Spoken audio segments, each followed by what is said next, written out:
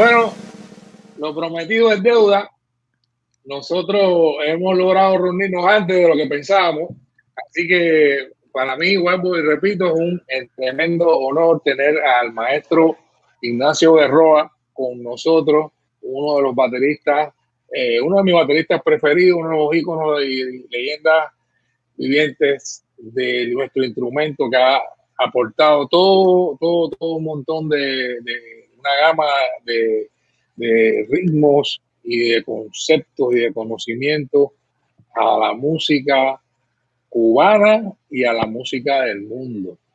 Es una de las cosas más bellas que tiene poder tener el placer y el privilegio de tener con nosotros a Ignacio. Ignacio no solo ha representado la música de nuestro país, de Cuba, de nosotros los caribeños y todo, sino también ha sido pionero a la hora de hacer y de entrar a la casa de una cultura tan grande y tan compleja y tan difícil como lo es la música americana, la música jazz.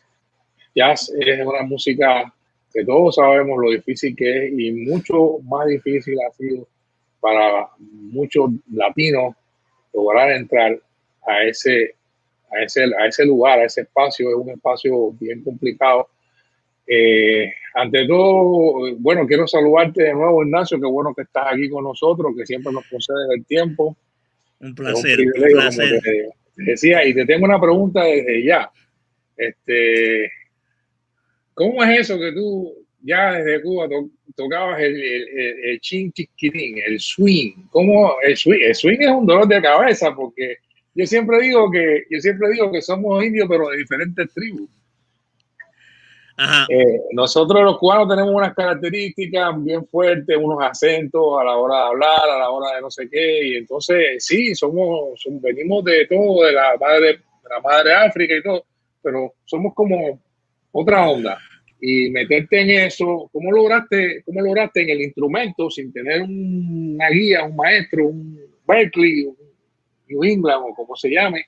¿Cómo lograste entender eso, llegar a los Estados Unidos y prácticamente, que eso es lo que yo sé y todos sabemos que sucedió, que llegaste y te integraste a tocar música? Lo mismo tocaste charanga que tocaste jazz con Dizzy Gillespie, o sea, una cosa inaudita. ¿Cómo tú te preparaste para eso? Mira, Fidel, yo siempre digo, eso yo creo que fue una cosa natural, mi habilidad o mi condición. Yo creo que eso es un regalo que me dio el creador. Eso vino así, aunque después eso se desarrolló. La comparación que hago, yo siempre comparo eso con la rumba. La rumba es la expresión de música popular más conocida en nuestro país y en otros países, pero bueno, y que se creó en Cuba. Y yo digo que eso es una música del pueblo, de la calle. El jazz, aunque tuvo su transformación y aceptó la armonía de Europa, etcétera, eso de chin, chin, pitín, yo lo traslado a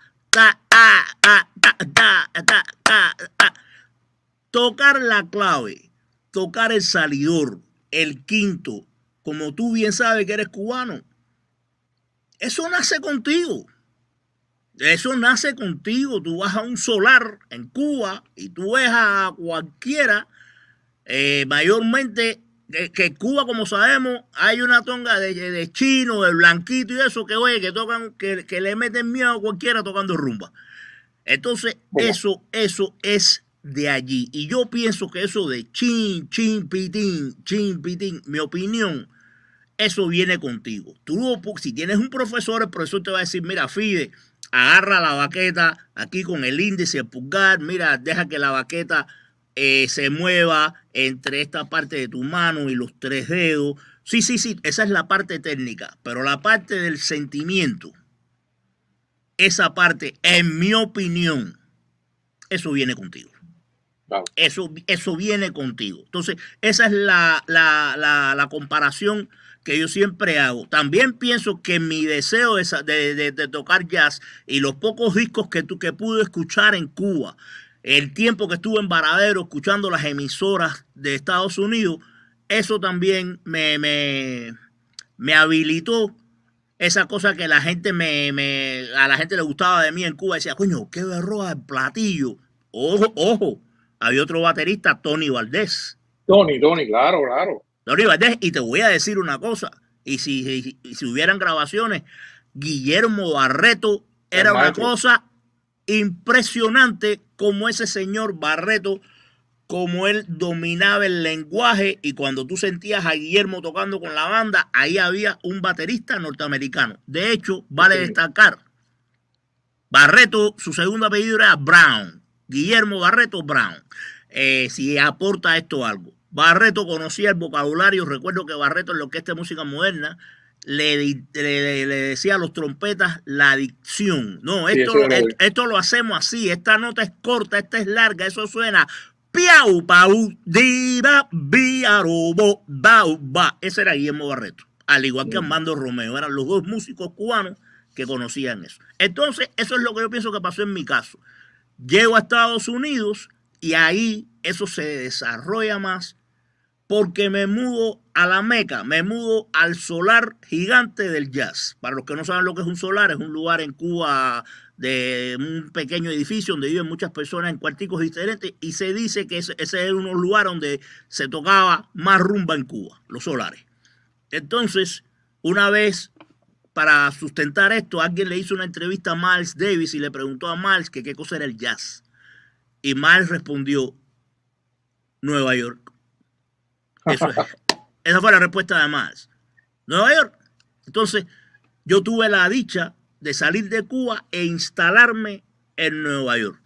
Y después convertirme en el baterista de Dizzy Gillespie, comenzar a viajar con Dizzy, y estuve expuesto a todos los grandes, a casi la mayoría de los grandes bateristas de jazz e instrumentistas de ese género, además de la habilidad de tener sin ningún problema todos los días una emisora, 2 o 3 emisoras que yo sintonizaba y yo escuchaba el género, además de la oportunidad de ir a las casas de discos, comprarme todos los discos que pude y tener un tocadisco en mi casa y escuchar. O sea, ya ahí me metí de lleno en eso. Wow. Pero yo pienso que esa habilidad de tocar el platillo, al igual que la habilidad de cómo caminar en el bajo, ese legato, ese tin,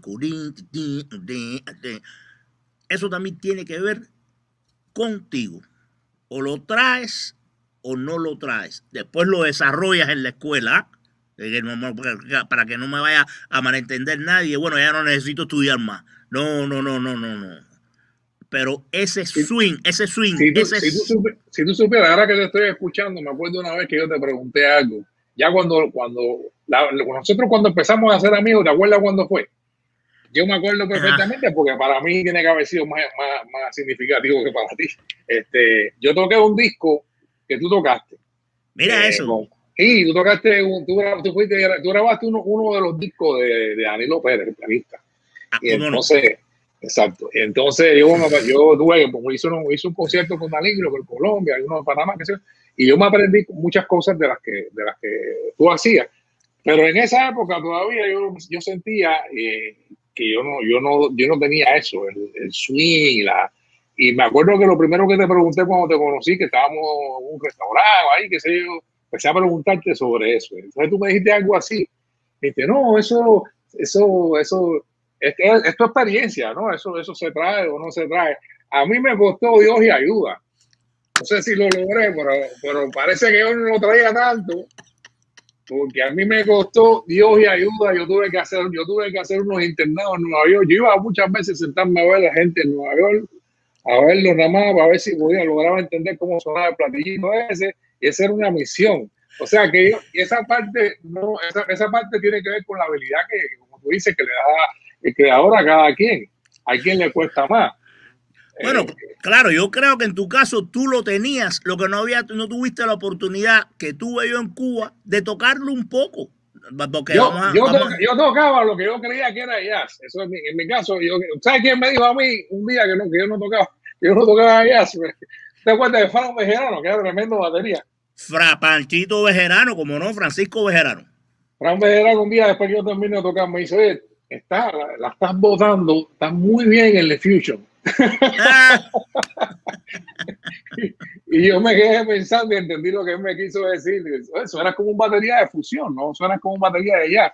Y entonces después me di cuenta que eso era mucho más profundo, que era mucho más, que no era lo que yo estaba oyendo. Yo estaba oyendo muchos discos en esa época, estamos hablando de los 90, oyendo muchos discos de fusión, pero tú sí estabas oyendo ya porque tú arrancaste oyendo swing. O sea, es importante la tradición.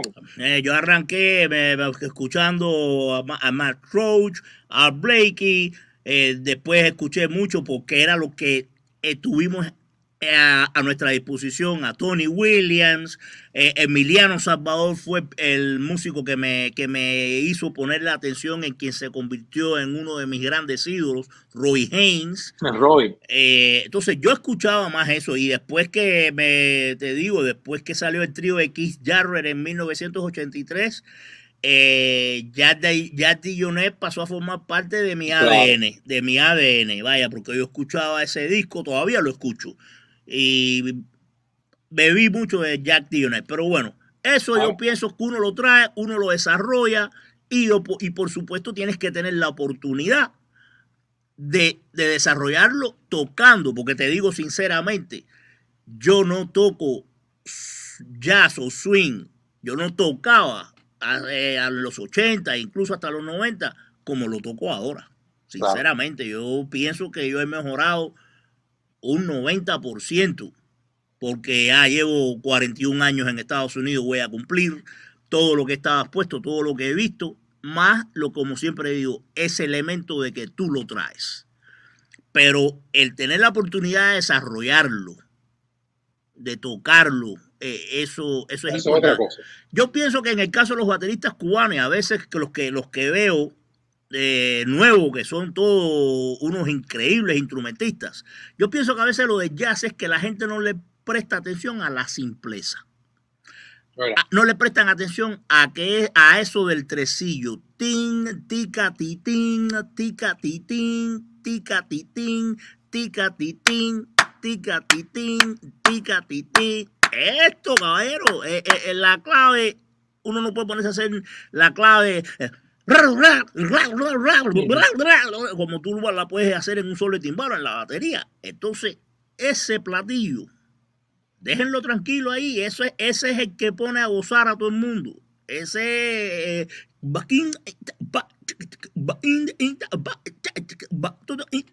eso es o como tú quieras mover el patrón.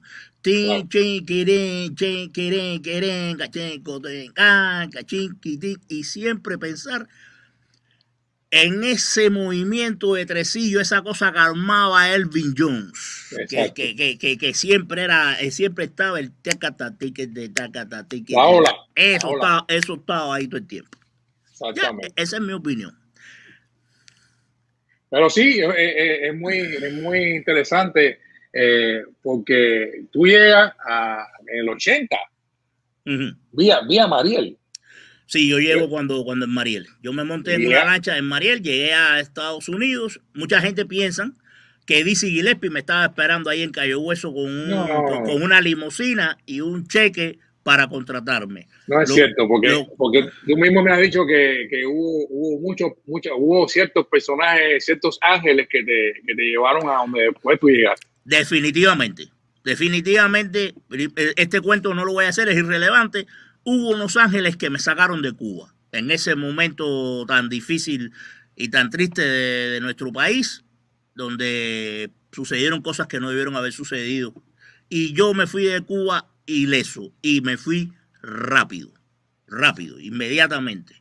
Y llegué a Estados Unidos, llegué a Cayo Hueso, y me enviaron a una base donde enviaban a los que ya en ese momento veníamos solos, porque ya había había un comentario de que habían venido personas infiltradas. Tuve 36 días en ese campamento, hasta que me hicieron la investigación y mi familia me pudo sacar. Llegué a Nueva York. La historia en Nueva York fue, había un trompetista cubano, Leonel González, que había ido a Cuba en los 70 con la típica 73. Y me había conocido porque Leonel es primo de un amigo mío que era bajista de la Orquesta de Música Moderna, Joey. Yo no recuerdo, no tengo claro cómo fue que yo contacté a Leonel. Y entonces no sé si le pedí el teléfono a Joey, que para ese entonces ya estaba en México, en Cuba, no me acuerdo. Leonel le empezó a decir a la gente que yo era tremendo, que había llegado tremendo baterista de Cuba. Leonel nunca me había oído tocar.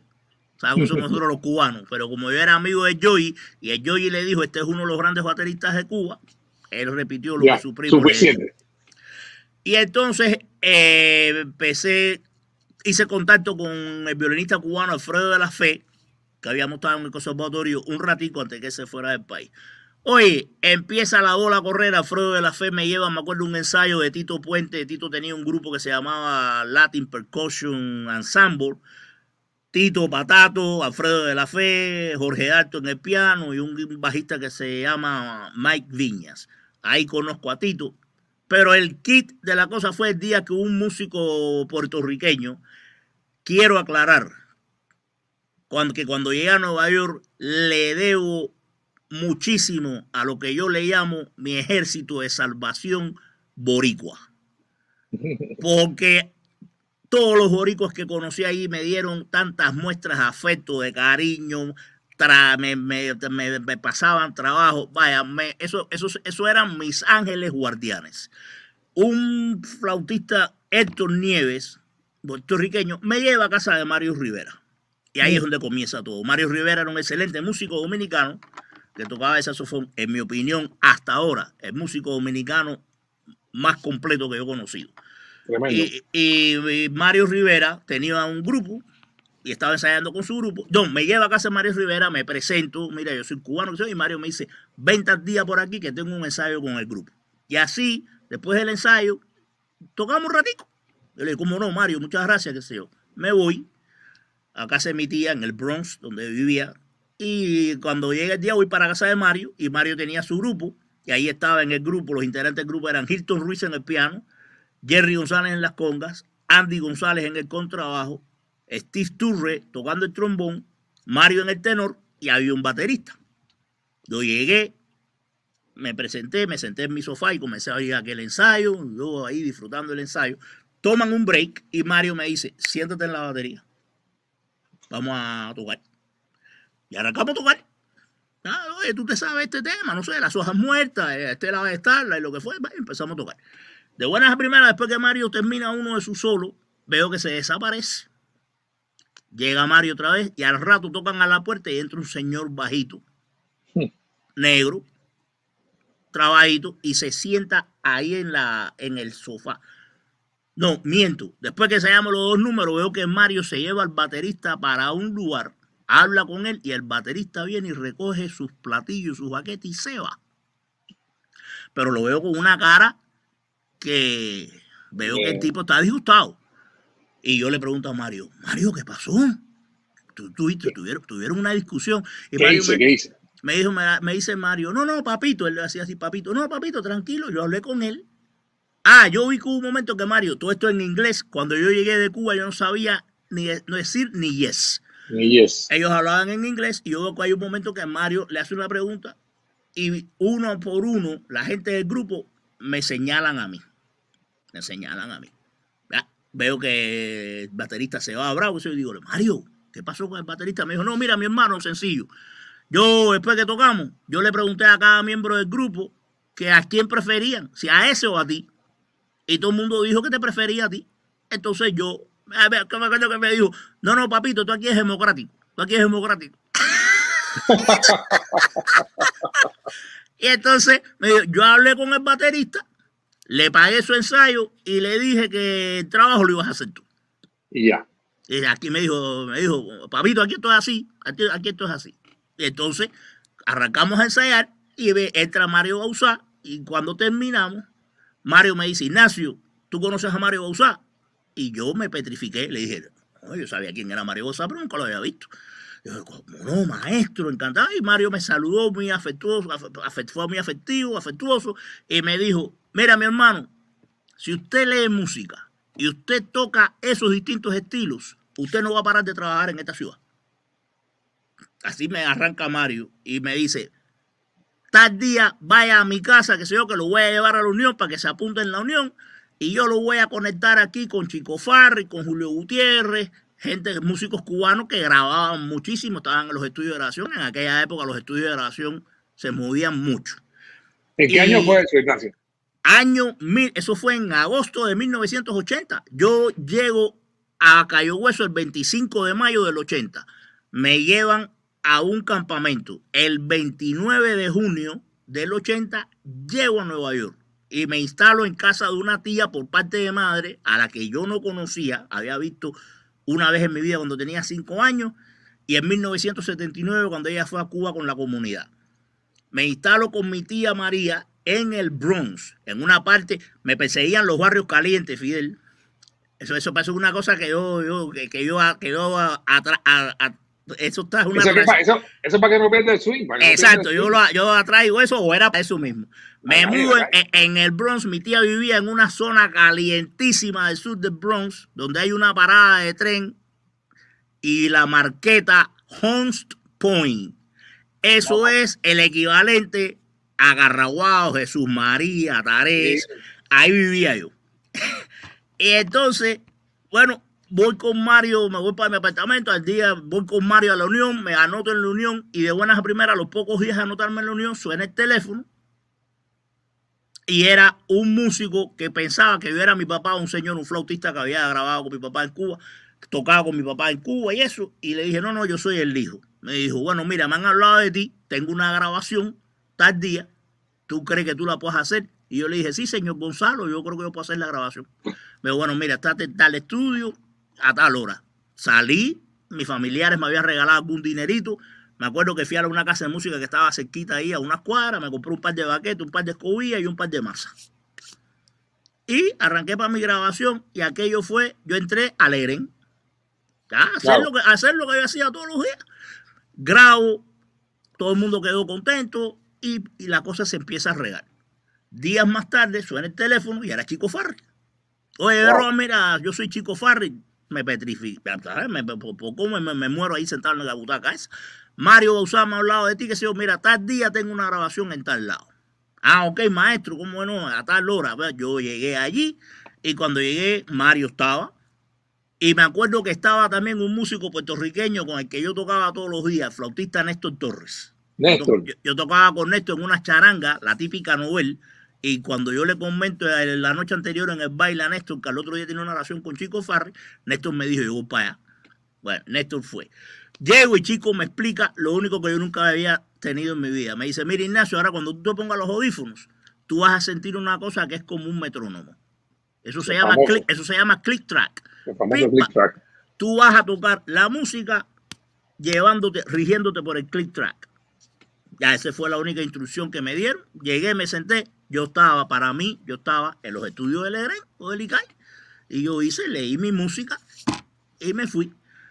Pero cuando termina la grabación, Néstor me dice, ¿tú sabes quién es este? ¿Tú sabes quién es ese trompeta? Mira, los trompetas eran John Fadis, Randy Brecker, nombres que yo conocía de los pocos discos que yo había tenido a mi alcance en Cuba. Claro.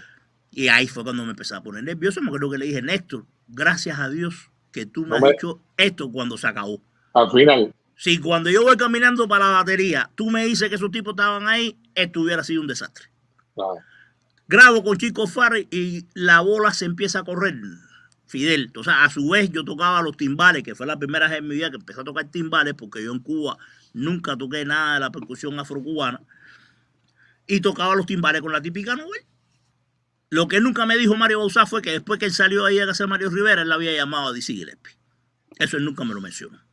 Bueno, pasa el tiempo, estoy yo en mis grabaciones, tocando mis bailes con mi charanga, y un día en diciembre recibo una llamada a Mario Bauzá. Ya Mario Bauzá y yo teníamos confianza, ya habíamos hecho confianza. Ya Mario también me había hecho tocar con su orquesta, con Graciela. Machito me había invitado a tocar un par de bailes con su orquesta. Oh. Y entonces ya empecé a conocer músicos de Nueva York, cuando aquello existían las tarjetas, yo le daba la tarjeta a la gente y me empezaron a llamar. Y entonces un día suena el teléfono y Mario me dice, ¿qué estás haciendo? Y yo le digo, no, Mario, estoy aquí escribiendo una carta a mi familia aquí en Cuba. Y dice, ¿quieres tocar con Dizzy esta noche? Casi nada. Yo le digo, oye, Mario, vamos a dejar los chistecitos. No, compadre, estoy hablando en serio. Dizzy Gillespie necesita Yo le hablé a Dizzy Gillespie de ti hace tiempo y el baterista de él está trabajado en Boston, no puede venir y él tiene que tocar esta noche en este club en Nueva York y está buscando baterista y me llamó y me preguntó por ti. Y yo le dije, bueno, Sí, yo estoy, me dijo, ¿tú, así, ¿tú estás disponible? Digo, le sí. Dice, bueno, espérate ahí. Y entonces llamó a DC, le dijo que ya había aparecido, y me llamó de vuelta y me dijo, oye, fíjate lo que te voy a decir.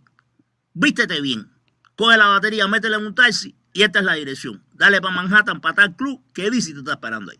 Y entonces yo le digo a Mario, Mario, yo no hablo inglés. Tú vas a ir ahí, ¿no? Tú vas a estar ahí para ser mi traductor. Y me dijo, no, hay un frío tremendo allá afuera. Yo no salgo de aquí para nadie. Bye. Y me colgó. Y entonces Escucha. llamé a mi, aparte a mis lugartenientes del Ejército de Salvación Boricua, Andy González, tenía el carro Andy. roto. Andy llama a Jerry se aparece con un carro, montamos la batería, nos vamos para el club y Jerry fue mi traductor. Llegamos ahí y ahí es donde yo por segunda vez veo a Dizzy Gillespie, porque lo vi en La Habana cuando él fue en el 77 y Rafael Somavilla me lo presenta. Yo estoy en Las Cañitas y Somavilla viene para un jam session que dieron ahí en el Caribe con el grupo de Dizzy e Iraquere. Somavilla me lo presentó, pero como yo no sabía hablar inglés, yo le di la mano y yo le dije, hola, ¿cómo estás? Y él me contestó en inglés y ya, y se acabó. Ahí me paro delante de Dizzy Gillespie y Jerry me sirve de traductor y Dizzy le dice a Jerry, dile Ignacio, que cuando yo haga así, es 4.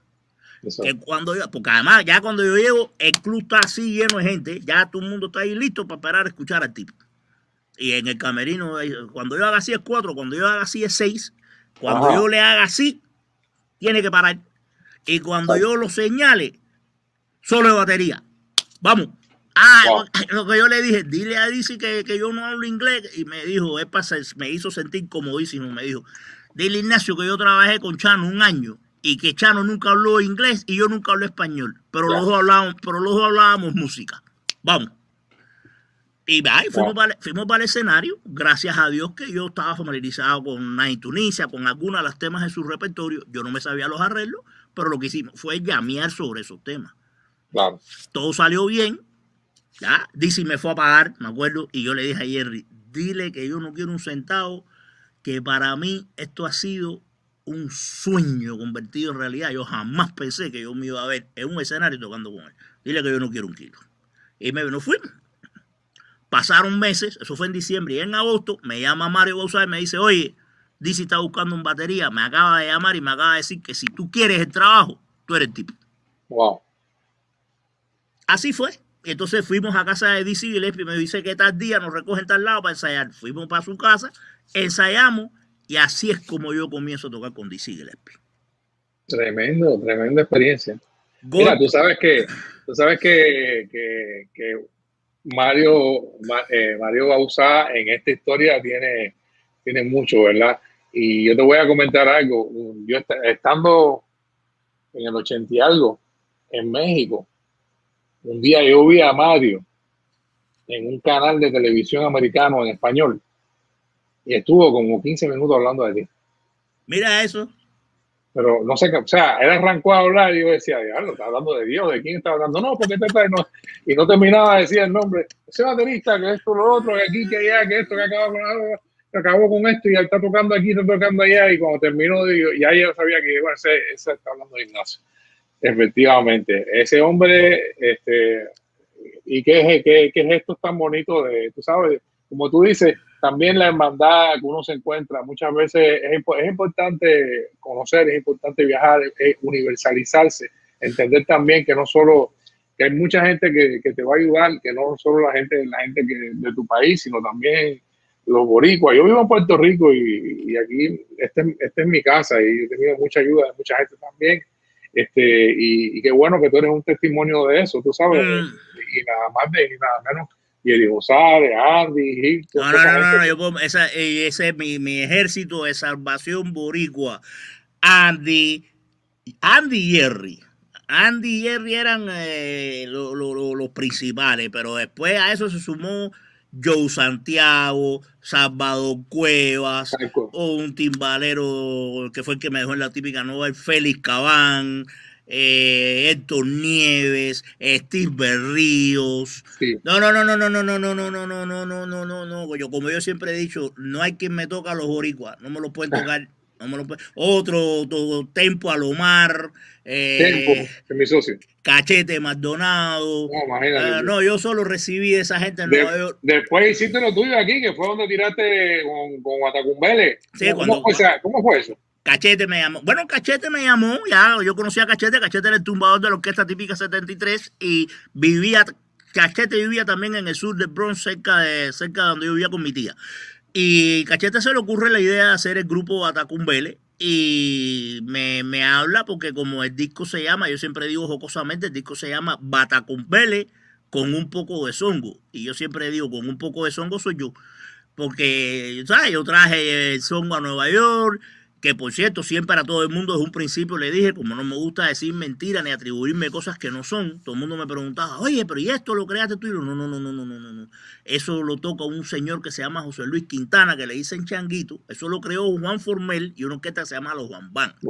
Y entonces yo hablaba de Changuito. Yo lo único que estoy haciendo es mi interpretación de lo que Changuito hace con esa orquesta.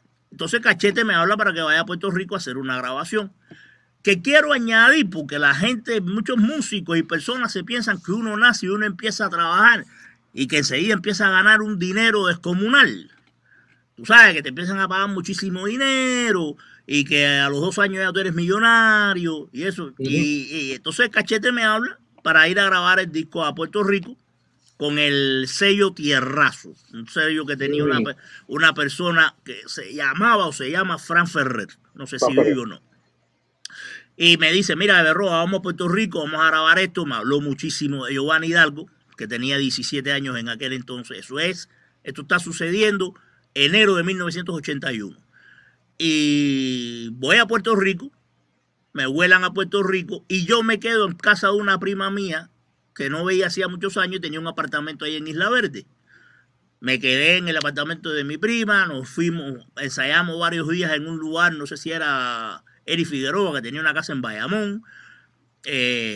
Ensayamos y fuimos al estudio. Y grabamos 2 días el disco de Guatacumbele. Yo quiero añadir que yo estuve en Puerto Rico, me pasé no sé cuántos días en Puerto Rico y grabé el disco de Guatacumbele por $300. Eso fue lo que me pagaron a mí por las 2 sesiones de grabación del disco Guatacumbele. Y yo contentísimo de haber ido a Puerto Rico, del cual me costó trabajo irme, porque cuando choqué con Puerto Rico, tengo que decir que las piernas se me aflojaron. Porque cuando yo llegué allí, yo vi que eso se parecía mucho a donde yo venía. Me entró una clase de flojera en las piernas que estuve a una semicorchea de quedarme en Puerto Rico. Porque sí, cuando yo digo, bueno, yo estoy en Cuba, esto es Cuba, aquí en Puerto Rico yo puedo trabajar. Pero bueno, regresé a Nueva York porque recuerdo que tenía que grabar un disco con McCoy Tyner. Así fui a Puerto Rico a grabar con el grupo Guatacumbele. Así se me abrieron las puertas con la ayuda de toda esa gente.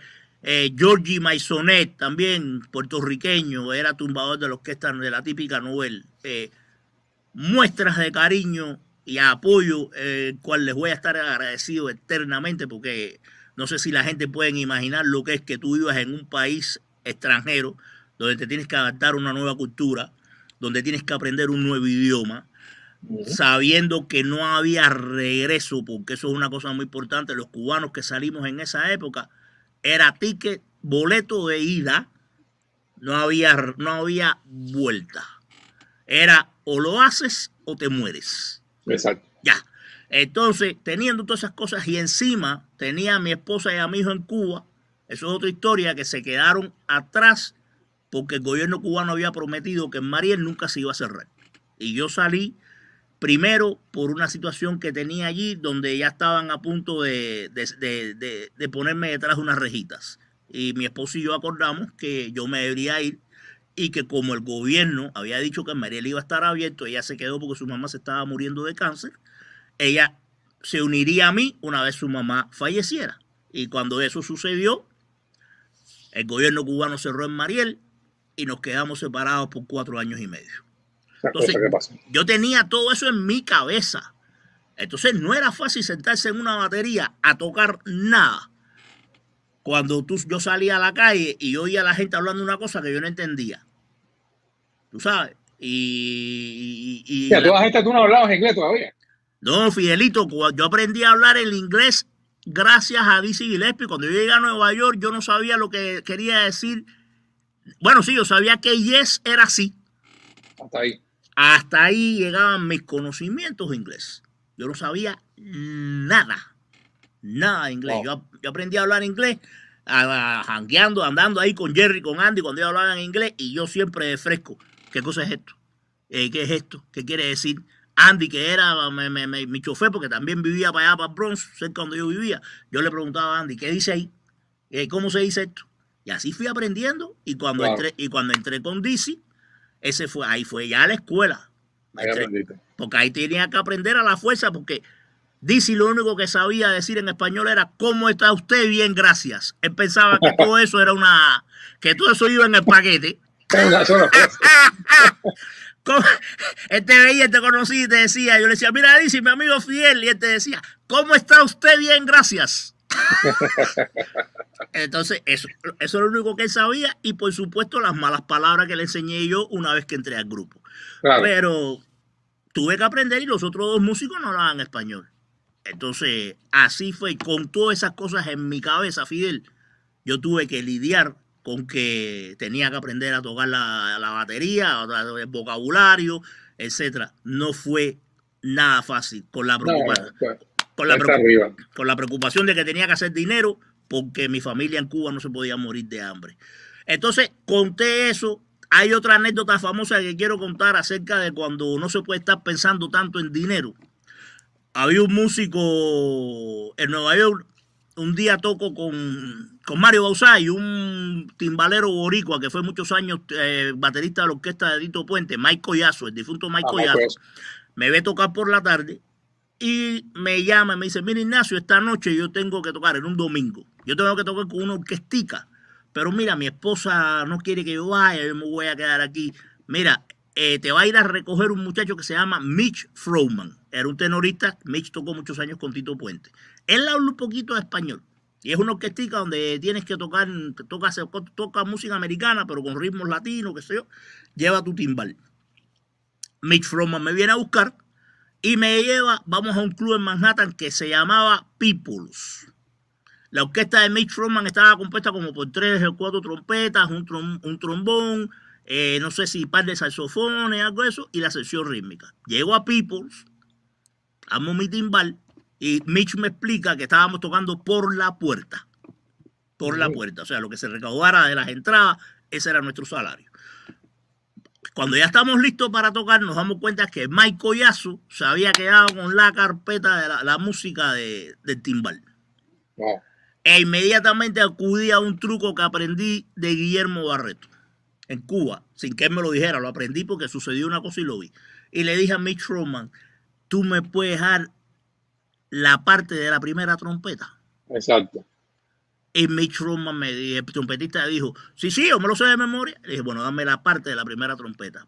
Puse eso en mi atril y arrancamos a tocar, y aquello funcionó a las mil maravillas. Y entonces todo el mundo me pidió la tarjeta, todo el mundo, oye, empezó a ver, se siguió la bola en la calle, que había un tipo que había venido de Cuba y que leía a primera vista y qué sé yo. Cuando Mitch me vino a pagar, después de haber tocado 2 sets en People's, lo que nos tocó a cada uno fueron $3. Que yo voy a lamentar hasta el día que me muera, que yo no agarré esos $3 y los puse en un cuadro. $3, y me acuerdo, y Mitch siempre agregaba, te pagué $3 y te invité a un hamburger.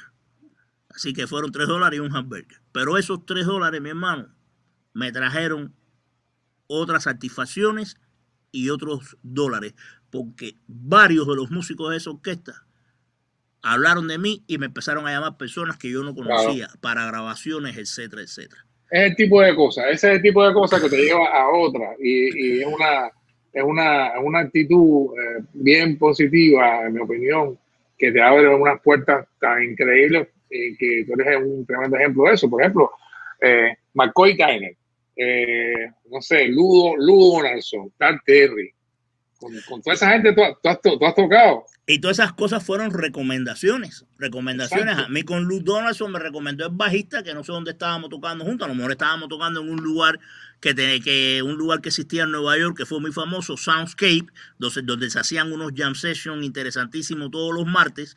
Eso era una cosa que organizaban Jerry Andy con la dueña del lugar, Bernard Gillis, y ahí nos reuníamos todos los martes. Ahí se reunía la creminata del Latin Jazz en Nueva York en aquella época. Jorge Dalto, Mario Rivera, Hilton Ruiz, Andy González, Jerry, Steve Berríos. Lo que brillaba, todo lo que brillaba en esa época. El difunto percusionista cubano Daniel Ponce. Ahí es donde se da a conocer el pianista dominicano Michel Camilo. Mario Rivera lleva a Michel Camilo a ese lugar, porque Michel Camilo tocaba en un show de Broadway que se llamaba Dancing y quería insertarse en la escena del Latin Jazz, y Mario Rivera lleva a Michel Camilo a Soundscape. Ahí es donde Michel Camilo, ya esto es un chismecito, aprende cómo sonaba el songo, y según lo que él aprendió, eso fue lo que él le trasladó a Dave Hueco, cuando Dave Hueco se convierte en su baterista y graban los primeros discos del trío. Dave Hueco aprende sobre el songo por lo que le explica a Michel Camilo, que él entendía que era el songo. Entonces, ahí tocábamos todos los martes, y eso también propició que ahí conociera a Jeff Fuller, que Jeff Fuller un día me preguntara si quería tocar con Lou Donaldson. Tocando en otro lugar, conocí a Marcus McLaurin, y Marcus McLaurin me preguntó si quería hacer unos guisos con Clark Terry, porque Clark Terry necesitaba un baterista. De esa misma forma sucedió que un día, tocando en algún lugar, Jerry González, que estaba tocando la percusión, se virara así para mí, y así tocando, sin parar de tocar, me dijera: Ignacio, ¿tú quieres tocar con Jaco? Y yo un poco paro de tocar, porque ¿tú quieres tocar con Jaco? Y yo abrí los ojos y le dije, y entonces cuando se termina el guiso me dice: mira, Jaco va a tocar 2 días en un club ahí en Manhattan, y Kenwood Dinar, que eres batería, no lo puede hacer. ¿Tú lo quieres hacer? Y yo le dije: coño, Jerry, ¿qué pasa? Y entonces, otra cosa que siempre le digo a los lunes, la preparación. Yo iba a tocar con esa gente, yo iba al terreno de ellos. Ahí no había ensayo. Te daban la pelota y a jugar, porque Jaco Pastorius entendía que si yo estaba sentado ahí, yo estaba familiarizado con su repertorio. Con su música. Clark Terry entendió que cuando yo fui a tocar con él, yo estaba familiarizado con su música. Clark Terry llegó, me saludó, llegó 5 minutos antes de empezar el concierto. Me saludó: hola, yo soy Clark Terry. Puso su trompeta y su fliscorno ahí en el atril, levantó la trompeta, marcó 4, dio 4 patadas en el piso, 6, y a tocar. Yo no sabía lo que él iba a tocar. Él no me preguntó a mí: tú te sabes tal cosa, tú te sabes esto que tú no te sabes. No, la vieja guardia era así: usted está sentado ahí, usted sabe lo que va a pasar aquí. Se supone que te lo sepa. Lo mismo con Lou Donaldson, que hice como 3 trabajos en Nueva York, y además tuvimos una buena amistad, porque él se portó bien conmigo en un momento determinado. Fue el testigo de mi prueba de manejo. En aquella época tenías que llevar 2 testigos. Lou Donaldson y Andy González fueron los testigos míos cuando yo fui a sacar la licencia. Entonces, hay que estar preparado para lo que venga. Y en esas condiciones casi siempre he estado yo. Oye, tú tocaste con Monty Alexander, ¿verdad? Lo mismo, Monty Alexander, con el trío de Monty Alexander. Un buen día que alguien me recomendó Marvin Smith era el batería de Monty Alexander en esa época. Y un día Monty estaba tocando en un club, creo que 3 noches. Marvin no pudo hacerlo. Y yo lo que no me acuerdo es cómo mi nombre llegó a Monty Alexander. A lo mejor ya Monty me había visto en algún lugar o algo de eso, alguien me recomendó y toqué con Monty Alexander. Así, de esa forma, yo toqué con Monty Alexander. Hay una cosa que quiero aclarar, porque hay gente que dice: coño, pero tú pones toda esa gente, como que tú no fuiste baterista regular de esa gente. ¿Y por qué tú los pones? Los pongo porque eso representa para mí mucho, porque yo pensaba, cuando yo estaba en Cuba, yo jamás pensé que yo iba a ver a esa gente ni en un video. Entonces, el hecho de que yo haya estado tocando con ellos, primero el hecho de que, oye, yo soy de una islita del Caribe. Y como tú dijiste al principio, la batería es un instrumento americano con herencias africanas, pero es un instrumento americano. Entonces, el hecho de que un cubanito, el mulatico de Garraguao, haya llegado a Nueva York y haya podido tocar 3 noches con este, con el otro, con Dizzy Gillespie, para mí eso tiene mucha importancia, porque esa gente yo jamás pensé verlos en vivo. Pero fíjate si tiene importancia que mucha gente que ha nacido, ha estudiado, se ha criado y son de ahí, y nunca tuve en su resumen que tocó con ninguna de esa gente, así que eso está de más. Al César lo que es César. Mira, ¿cómo es que se da el fenómeno de la Orquesta de las Naciones? Visible. Ok, eso sale a partir de 1900, eso sale en 1987, que se le hace a Dizzy un tributo en un lugar en Maryland, en el teatro en Wolf Trap, se le hace un tributo por sus 70 años.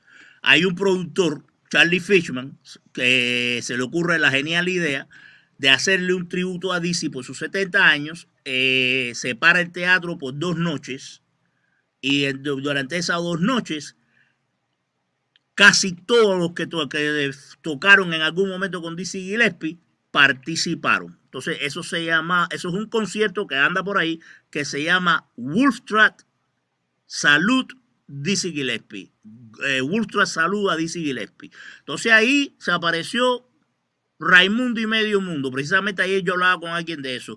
Oscar Peterson, Carmen Marré, Sonny Rollins, Freddie Howard, todo el mundo. Recuerdo que esa gente, todo el mundo sentía tanto respeto y cariño por Dizzy que hubo quien canceló fechas para estar ahí.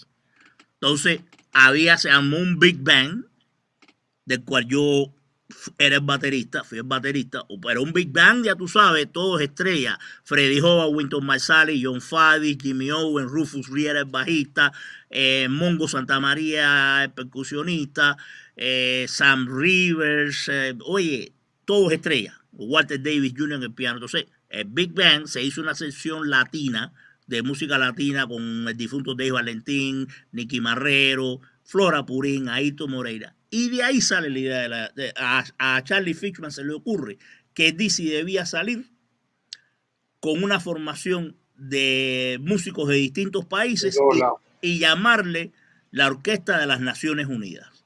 Que sí, no era, a la gente está confundida, era la Orquesta de la Nación Unida. Nación Unida, era todos unidos en una nación. Claro.